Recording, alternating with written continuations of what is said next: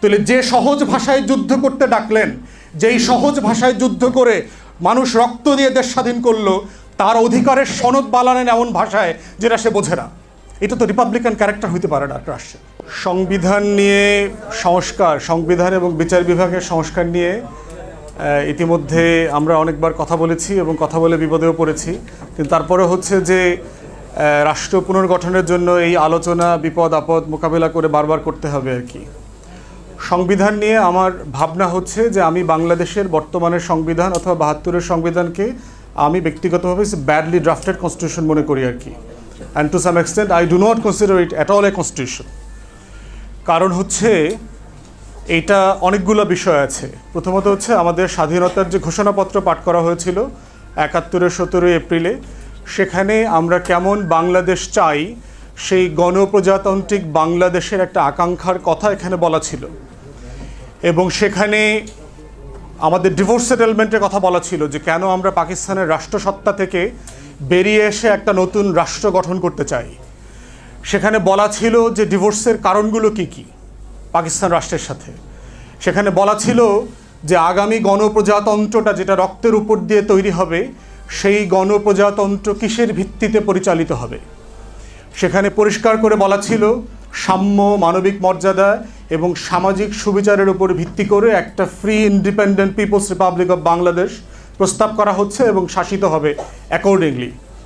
এবং এই তিনটা প্রিন্সিপাল এমন যে আপনি যদি সেই গ্রিক অথবা রোমান সিভিল সিটি স্টেটের সিভিলাইজেশন থেকে শুরু করে চার্টার অফ মদিনা সনদ, কমিউনিস্ট রেভলিউশনের সনদ, ফ্রেঞ্চ রেভলিউশনের সনদ, ইরানি রেভলিউশন, প্রত্যেকটা রেভলিউশনের যে গ্লোরিয়াস লফটি আইডিয়াসগুলো ছিল তার প্রত্যেকটার সাথে এটা সামঞ্জস্যপূর্ণ ছিল। কিন্তু আমরা পরবর্তীতে সংবিধান যখন প্রণীত হলো তখন দেখলাম যে এই তিনটা মূলনীতি আলটিমেটলি আর থাকলো না। নতুন করে 4টা রাষ্ট্র পরিচালনার মূলনীতি তৈরি করা হলো, যেটা তখন বাংলাদেশের স্বাধীনতা যুদ্ধের ম্যান্ডেট ছিল না সেটা করবার জন্য। এবং সেটার ফলে যেটা হয়েছে, এই ব্যাডলি ড্রাফটেড কনস্টিটিউশনের মাধ্যমে যেটা হয়েছে, বাংলাদেশ তার ইতিহাসের স্বাধীনতার পরপরই তার প্রথম স্বৈরাচার দৈত্যকে দেখতে পেল। 1 থেকে 2 বছরের মাথায় আমরা দেখতে পেলাম বাংলাদেশের ইতিহাসের সবচেয়ে জনপ্রিয় রাজনীতিবিদ, তিনি সবচেয়ে অজনপ্রিয় স্বৈর শাসকে পরিণত হলেন। এই রাষ্ট্রের একটা দৈত্যে পরিণত হলেন তিনি, যেই রাষ্ট্রটার কাঠামোতে প্লেজ করা ছিল টু দ্য নেশন যে একটা ফ্রি রিপাবলিক হবে, সেই রাষ্ট্রে আমাদের 7.5 কোটি মানুষকে উনি প্রজা বানালেন।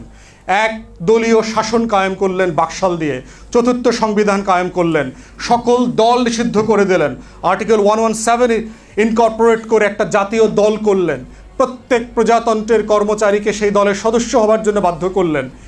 এই বাস্তবতা তো স্বাধীনতার সাথে সাংঘর্ষিক ছিল। তাহলে যেই কনস্টিটিউশন বাংলাদেশের স্বাধীনতার অব্যবহিত পরে মুক্তিযুদ্ধের ঘোষণাপত্রের সাথে বেইমানি করেছে, যেই কনস্টিটিউশন বাংলাদেশের ইতিহাসের স্বাধীনতার পরে ইমিডিয়েটলি প্রথম মনস্টার রুলার তৈরি করেছে, ফ্যাসিবাদী দৈত্য তৈরি করেছে, যেই কনস্টিটিউশন আমাদের কয়েক বছরের মধ্যে একটা 4th সংশোধনীর জন্ম দিয়েছে, যেই কনস্টিটিউশনের সাদের মতো জাতীয় পার্টির মতো দিল্লির দাসত্বের ছায়া আমাদের উপরে চাপিয়ে দিয়েছিল 9 বছর, যেই কনস্টিটিউশন দিয়ে বাংলাদেশে আমরা দ্বিতীয় ফ্যাসিবাদী শাসন কায়েম হয়েছে 16 বছরের জন্য, সেই constitution already became obsolete and dysfunctional. It simply cannot be carried on. তাহলে আমি পার্সোনালি মনে করি নতুন সংবিধান দরকার, এবং এই সংবিধানটা খুব ছোট হওয়া দরকার। এত মানে procedural laws cannot be part of the constitution. বাংলাদেশে যারা এত বিজ্ঞ আইনজীবীরা ছিলেন, যারা এটাকে ওয়ার্শিপ করেছেন বিফোর দেয়ার লর্ডশিপস, তারা এটা সিম্পলি বুঝেন নাই যে acts and constitution cannot be the same. প্রধানমন্ত্রী কেমনে হবে, রাষ্ট্রপতি কেমনে হবে, সংসদ কেমনে হবে, তারপরে অ্যাকাউন্টেন্ট কেমনে হবে, how could this be part of the constitution?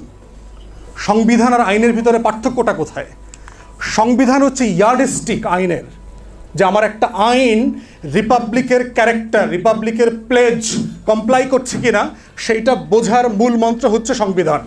এইটাকে দিয়ে আমি বুঝবো যে এই অ্যাক্ট অফ পার্লামেন্ট, এই স্ট্যাটিউটস, এই রুলস, এই রেগুলেশন, বাইলস, অর্ডিন্যান্স, এগুলা রিপাবলিকান ক্যারেক্টারের সাথে যায় কিনা। সিম্পল জিনিস, যে আমার আকাঙ্ক্ষা কি ছিল 71-এ, আমি জনগণের সাথে কিসের ভিত্তিতে যুদ্ধ করতে আহ্বান করেছিলাম, সেই আহ্বানের জায়গাগুলো থাকতে হবে। এবং সেটা দিয়েই একটা নতুন কনস্টিটিউশন তৈরি করা সম্ভব, যেটার ভাষা গ্রামের কৃষকের ভাষা হবে, জেলের মজুরের ভাষা হবে, যেই ভাষায় সে যুদ্ধ করেছে। যুদ্ধ তো আপনি কনস্টিটিউশনাল ওয়ার্ড দিয়ে কল করেন না রিপাবলিক তৈরি করবার, সেটা তো বলেছিলেন অধিকারের কথা বলে কল করেছিলেন। তাহলে যে সহজ ভাষায় যুদ্ধ করতে ডাকলেন, যেই সহজ ভাষায় যুদ্ধ করে মানুষ রক্ত দিয়ে দেশ স্বাধীন করলো, তার অধিকারের সনদ বানালেন এমন ভাষায় যেটা সে বোঝে না। এটা তো রিপাবলিকান ক্যারেক্টার হইতে পারে না রাষ্ট্রের।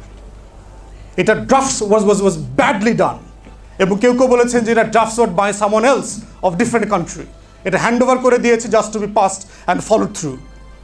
সো এই জন্য আমি মনে করি আমি আমেরিকান মডেলের কনস্টিটিউশন পছন্দ করি। খুব ছোট 8-10 পৃষ্ঠার মধ্যে এখানে কোনো প্রসিডিউরাল ল লেখা থাকবে না, কোনো অ্যাক্টস ল থাকবে না, এবং শুধু আমার অধিকার, আমার প্লেজ গণপ্রজাতন্ত্রের রাষ্ট্রের যে social contract between the governed and the গভর্নার্স, এইটা শুধু লেখা থাকবে। বাকি সব কিছু ফেলে দিতে হবে এখান থেকে। এগুলো অ্যাক্টস অফ পার্লামেন্ট করে করে আলাদা বই তৈরি করতে হবে। সারা দুনিয়াতে এভাবে করা হচ্ছে। Procedural law cannot be the part of the constitution. Secondly হচ্ছে বিচার বিভাগ। বিচার বিভাগের সংস্কার দেখেন, বিচার বিভাগ মানে শুরু থেকেই কখনো ফাংশনাল করার চেষ্টা করা হয়নি। আমার কাছে মনে হয় নাই যে বিচার বিভাগটা আসলে রিপাবলিকের যে ক্যারেক্টার, যেটা আশা করেছিলাম, গরিব মানুষের বিচার করবে, গরিব মানুষের হক ইনসাফের সাথে তাকে ফিরাইয়ে দিবে, এই অ্যারেঞ্জমেন্টটা কখনো এই বিচার বিভাগটা করে নাই। এই বিচার বিভাগটা একটা ক্যাপিটালিস্ট বুর্জোয়া ক্লাসের পারপাস সার্ভ করেছে। সে কৃষকের জন্য কখনো ইনসাফ তৈরি করতে পারে নাই, সে মজুরের জন্য, আমার প্রান্তিক জনগোষ্ঠীর জন্য, যার যে লুঙ্গি পরে চাষ করে অশিক্ষিত, তার জন্য বিচার সে করতে পারে নাই। তাহলে যেই বিচার বিভাগ তাকে জাস্টিস ডিসপেন্স করতে পারে না, that cannot be the justice system of a republic. এটা রিপাবলিকের ক্যারেক্টারের সাথে যেতে পারে না। তাই আমরা বারবার ফিল করছি যে এই কলোনিয়াল লেগাসির যে বিচার বিভাগ, এটা শুধু ওই বিল্ডিংয়ের রং পরিবর্তন করে, জাস্টিস বদল করে, সংখ্যা পরিবর্তন করে এটা ডিসপেন্স করা যাবে না। এটা একটা ওভারহলিং করতে হবে, যে আমার দেশের যে মানুষের প্লেস ছিল সেটার উপর ভিত্তি করে আমি কিভাবে বিচার করতে পারি। এই বিচার ব্যবস্থাটা আমাদের ছিল, 1000 বছর ধরে এখানে ছিল। সালিসি ব্যবস্থা, যেই বিচারের জন্য আমাকে টাকা খরচ করতে হয় নাই, যেই বিচারের জন্য আমাকে আরেক গ্রামে, আরেক শহরে, আরেক রাজধানীতে, বিভাগীয় শহরে যেতে হয় নাই। 1000 বছর ধরে এই বিচার ব্যবস্থা ছিল, যেই বিচার ব্যবস্থাটা এখন ইন্টারন্যাশনালি এডিআরএর নামে কর্পোরেটাইজেশন করা হয়েছে। তাহলে যেই জিনিস আপনি ধ্বংস করে 250 বছর পরে কর্পোরেট সিস্টেম দিয়ে আমার উপর চালায় দিলেন, আমার এলাকার মানুষ তো এই বিচার ব্যবস্থাটা প্র্যাকটিস করেছে। তাহলে এডিআর, আমার যে সালিসি ব্যবস্থাপনা, এইটা has to be the benchmark of our judicial system. সেটাকে আপনি মডার্নাইজ করতে হবে।